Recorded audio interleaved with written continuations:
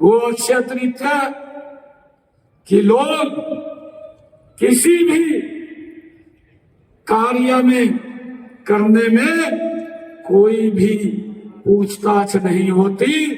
जब भगवान परशुराम जी का जन्म होता है, अक्षय तृतीया होती है, सभी काम अपने वो शुद्धता से करते हैं। ये ऐसा पवित्र दिन है। मैं आप सबको भगवान परशुराम जी के जन्मोत्सव की और अक्षय तृतीया बहुत बहुत बधाई और शुभकामनाएं देता हूं। मेरा परम सौभाग्य है आप इतनी संख्या में आए हैं। आप सबको मैं दोनों हाथ जोड़ करके शीश नवा करके राम राम करता हूं।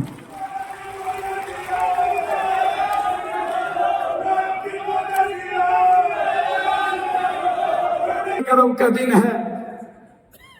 मैं सुबह सुबह आज ऐसे पवित्र कार्यक्रम करने के बाद आप लोगों के बीच में आया हूं, जहां पर पूरे हरियाणा प्रदेश के लोगों ने एक बड़ा जन जागरण का अभियान चला रखा है।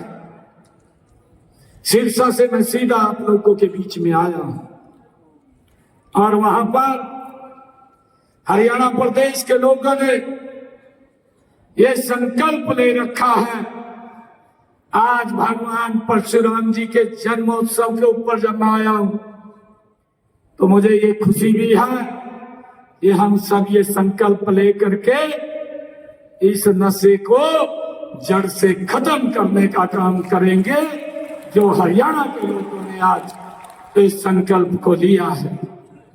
मुझे ये भी खुशी है कि जब आज हम सभी आदि योद्धा, धर्म के रक्षक, न्याय के प्रति भगवान परशुराम जी के जन्म दिन के उपलक्ष्य में इस आयोजित समारोह में हम एकत्र आए हैं। सबसे पहले मैं भगवान श्री परशुराम जी के चरणों में मैं अपना शीश नवाता हूं और उन्हें नमन भी करता हूं।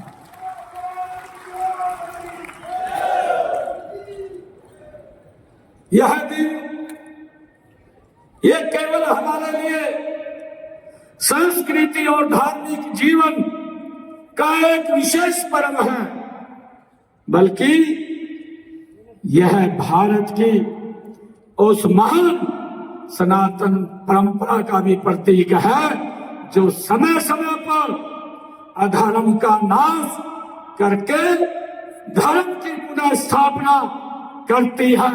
ये विशेष दिन हमारे लिए है। भगवान परशुराम जी अधर्म के खिलाफ इसी जंग के ध्वजक वाहक के रूप में भी वो जाने जाते हैं। मुझे ये भी खुशी है कि भगवान परशुराम जी भगवान विष्णु जी के छठे अवतार के रूप में भी जाने जाते हैं, माने जाते हैं। इसी धरा पर उनका अवतरण हुआ, न्याय की स्थापना के लिए हुआ। वे एक ऐसे अवतार हैं जो संजीवी माने जाते हैं। हमारे विप्लव देव जी ने भी बताया है कि वो आज भी हमारे बीच में विराजमान है। यह बात केवल आस्था की नहीं है, यह विश्वास का वह स्तंभ है जिस पर भारतीय संस्कृति की नींव टिकी हुई है। यह हम सब जानते हैं। और वह विश्वास यह है कि जब भी अधर्म, अन्याय और अत्याचार बढ़ेगा तब कोई ना कोई परशुराम अवश्य उठ खड़ा होगा उस अन्याय के विरुद्ध, उस अधर्म के विरुद्ध। भाइयों, मुझे आज ये खुशी है कि भगवान परशुराम जी का जीवन हमें ये संदेश देता है कि ज्ञान और बल दोनों का संतुलन ही समाज को दिशा देता है। वे ब्राह्मण कुल में जन्मे, परंतु उन्होंने क्षत्रिय धर्म को निभाया। वे महान तपस्वी, वेदों के ज्ञाता, महान योद्धा। यह समन्वय, यह संतुलन आज के भारत की भी आवश्यकता है। आज हम जो देख रहे हैं, जहां हम ज्ञान में आगे हो, पढ़ो, आत्मरक्षा के भाव को भी जागृत हम रखें। हमने उस भगवान परशुराम जी से प्रेरणा लेकर के उससे आगे बढ़ना चाहिए। आज जब हम विकसित भारत, विकसित हरियाणा बनाने के संकल्प के साथ आगे बढ़ रहे हैं, तब भगवान परशुराम जी के आदर्श और उनके संदेश हमें यही मार्ग पर चलने की प्रेरणा देते हैं कि उन्होंने जीवन भर अन्याय के विरुद्ध युद्ध किया है, किंतु कभी निजी स्वार्थ के लिए उन्होंने कोई काम नहीं किया है। केवल समाज हित में और धर्म हित की रक्षा के लिए शस्त्र उठाए हैं। इससे हमें सीख मिलती है। मुझे खुशी है कि हमें सीख मिलती है कि शक्ति का उपयोग तभी करना चाहिए जब उसका उद्देश्य न्याय और जन कल्याण हो। और मेरे भाई सुरेंद्र नागर जी बोल रहे थे, तो नायक जी के बारे में बोल रहा था। मैं आपको इतना कह सकता हूं, राजनीति में बहुत ज्यादा लंबे समय से हूं ऐसा नहीं है, किंतु थोड़ा बहुत तजुर्बा है। नायक जी का पारी तो अभी शुरू हुआ है, कहां तक जाएगा हरियाणा का जन जन को मालूम चलेगा।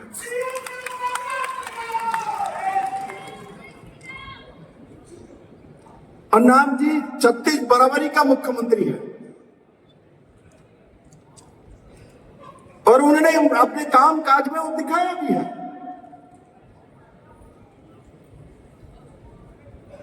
मैं उनका बहावा इसलिए नहीं करना चाहता हूं क्योंकि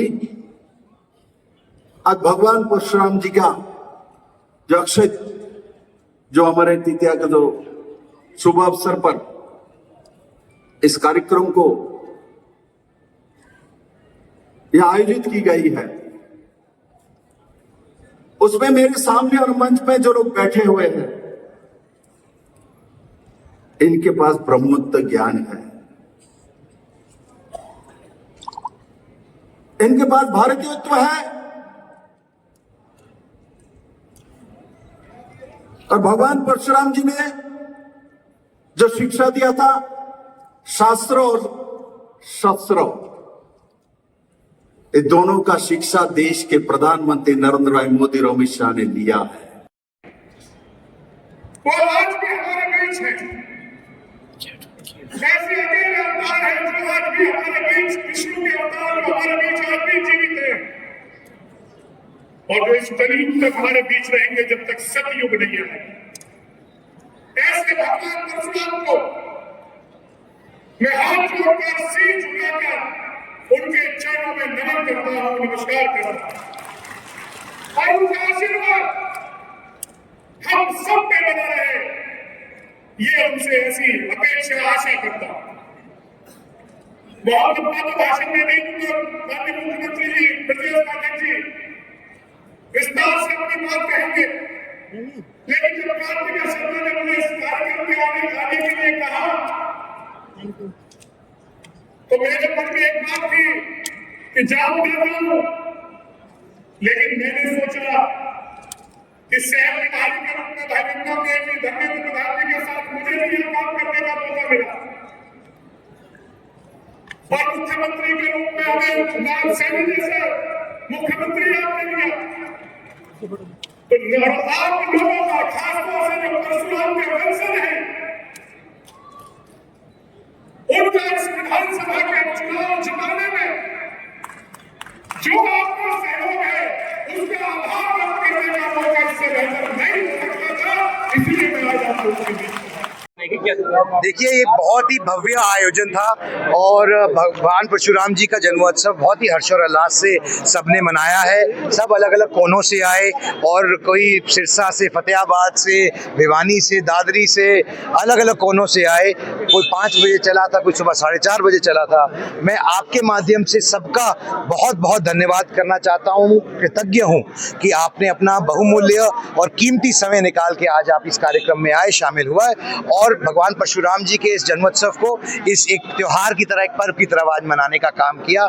मैं धन्यवाद करना चाहता हूँ माननीय मुख्यमंत्री जी का कि उन्होंने भी इतना समय दिया और हमारी जो भी बातें हैं, जो भी डिमांड है, हमने उनके सामने रखी हैं और विस्तारित तौर पे भी मैं रखूंगा दोबारा से, ताकि जो भी समाज के विषय हैं, युवा पीढ़ी के विषय हैं, उन पर वो एक्शन लेंगे। मुझे पूर्ण रूप से विश्वास है, जैसे उन्होंने मन से कहा, और जो भी विषय समाज के आगे भी रहेंगे, ये ऐसा कार्यक्रम लगातार निरंतर चलता रहेगा। ये उसी श्रृंखला में तीसरा कार्यक्रम था। हर साल हम ऐसा कार्यक्रम करेंगे। बहुत बहुत